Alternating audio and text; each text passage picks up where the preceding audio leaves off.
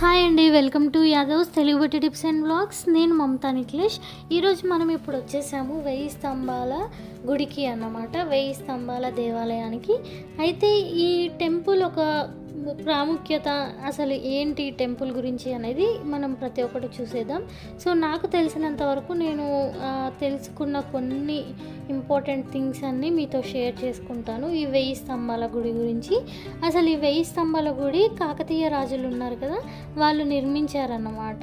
So వాళ్ళు first construct చేసిన temple ఏది అంటే అది 1000 పిల్లర్స్ అన్నమాట, కాకతీయ రాజులు. సో ఈ కాకతీయ రాజులు ఫస్ట్ నిర్మించిన ఈ 1000 స్తంభాల గుడిని స్పెషల్గా ఎవరు ఆధ్వర్యంలో నిర్మించారు అంటే, సో రుద్రదేవుడు అనే అతను ఈ నిర్మాణం అనేది స్టార్ట్ చేయించాడు అన్నమాట. సో తనని మొదటి రుద్రదేవుడు అని కూడా అంటారు.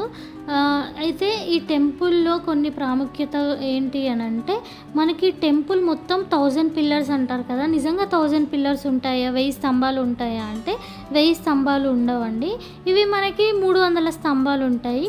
అయితే ఈ స్తంభాలు ఏంటి అంటే, ఒక రాయి మీద ఇంకో రాయిలాగా సగం అంటే హాఫ్ స్తంభం ఇలా ఉంటాయి కదా, ఒక స్తంభం మీద ఇంకో స్తంభం, మళ్ళీ దాని మీద ఇంకో స్తంభం అలా ఉంటుంది. కాబట్టి ఒక స్తంభంలో 3 స్తంభాలలాగా సపరేట్గా డివైడ్ అయ్యి ఉంటాయి. కాబట్టి ఆ మూడింటిని 3 స్తంభాలలాగా మనకి కౌంట్ చేస్తారన్నమాట, లెక్క పెడతారు. సో కొన్ని 2 స్తంభాలు, కొన్ని 3 స్తంభాలలాగా ఉంటాయి. సో కంప్లీట్గా దీన్ని 1000 స్తంభాల గుడిగా అంటారన్నమాట.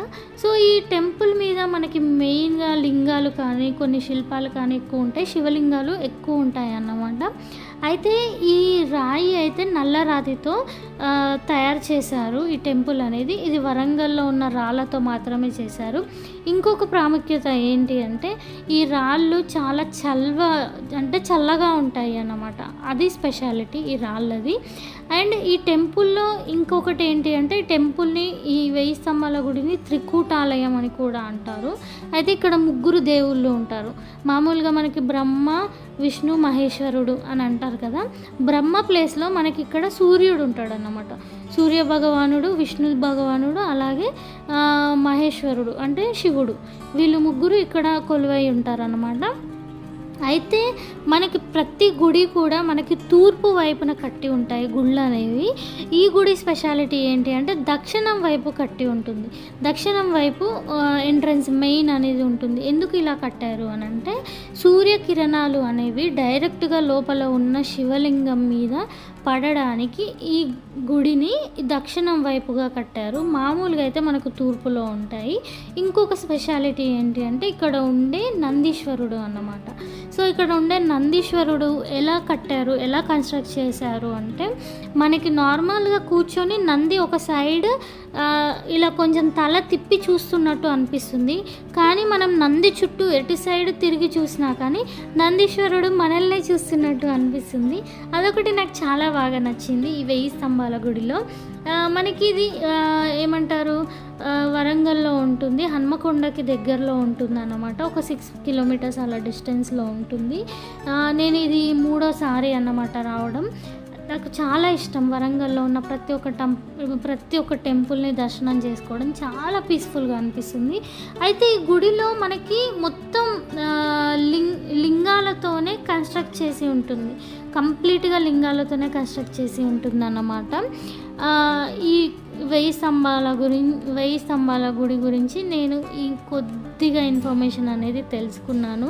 ఎందుకంటే ఇది 3వ సారి నేను విజిట్ అవ్వడము. సో మినిమం కూడా తెలుసుకోకపోతే బాగోదు కదా టెంపుల్ గురించి. ఏదో వెళ్ళి ఫోటోలు దిగి ఏదో వీడియోస్ తీసుకొని వచ్చేస్తే సరిపోదు కదా. అందుకే మినిమం కొద్దిగైనా గుడి గురించి తెలుసుకోవాలి అనే ఉద్దేశంతోనే ఈ ఇన్ఫర్మేషన్ అనేది తెలుసుకున్నాను. అసలు ఎందుకు కట్టారు, ఎవరు కట్టారు, ప్రతి ఒక్కటి మనకి తెలిసి ఉండాలి అనేసి ఇదే అన్నమాట. చెప్పాను కదా, ఇక్కడ 3 దేవుళ్ళు కూడా మనకి ఉంటారు. ఇదే మనకి 1000 స్తంభాల గుడి గురించి.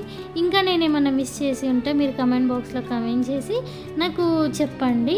వీడియో నచ్చినట్లయితే లైక్ చేయండి, షేర్ చేయండి, కమెంట్ చేయండి. ఇంకా ఇలాంటి మంచి వీడియోస్, వరంగల్ వీడియోస్ రాబోతున్నాయి.